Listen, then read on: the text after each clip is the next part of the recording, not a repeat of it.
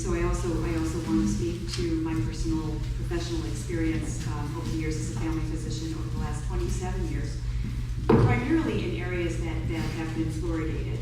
And so this was different, shall we say, when I came here and the water was not fluoridated. I grew up in San Bernardino and I checked it out.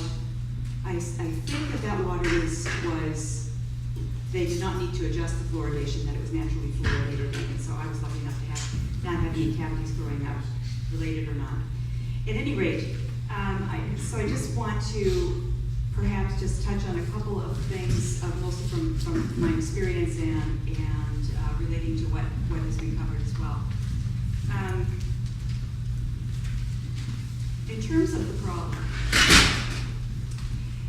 having worked in community clinics for most of my professional life, I have seen that those that come from more impoverished backgrounds tend to have more difficulty with dental health.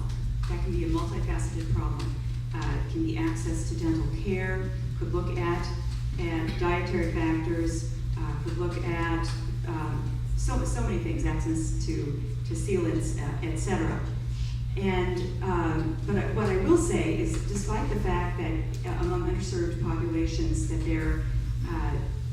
I've seen a fair amount of effects of dental decay in children and adults, I was a bit surprised coming to Sonoma and finding that once a month at least, I was doing a preoperative evaluation for a young child to be put under general anesthesia to have dental work.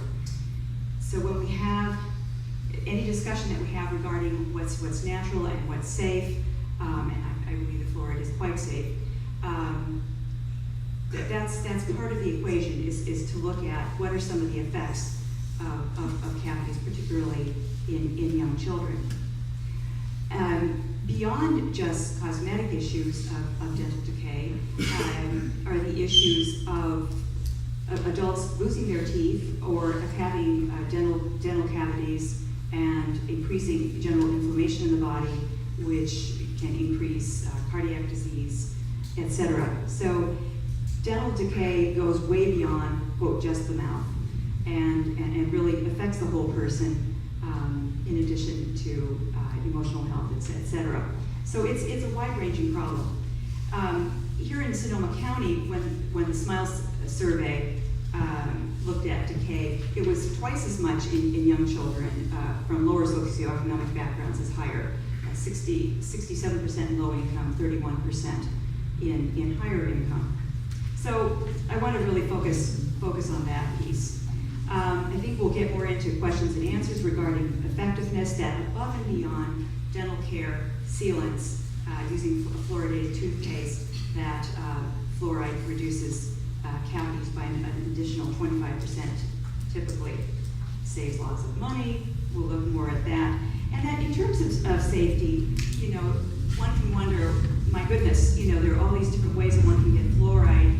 How is it that adding it to the water, why doesn't it push us into toxicity, etc.? And in terms of the science, one thing to say is that in my professional life, I would give my eye teeth, if we're talking about teeth, to have the kind of evidence that we have of fluoridated water in almost 3/4 of our communities increasing over the last 50 years.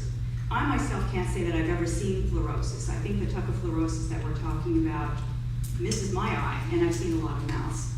And so, to me, that's hugely a huge piece of evidence in terms of safety that I rarely get in my professional life, that level of evidence. So finally, this is just part of a multifaceted approach. And good diet, access to care, cleaning your teeth, it's all part of the picture. And so I think with that, I think maybe my final thrust is really to reduce the disparities in oral health. Thank you.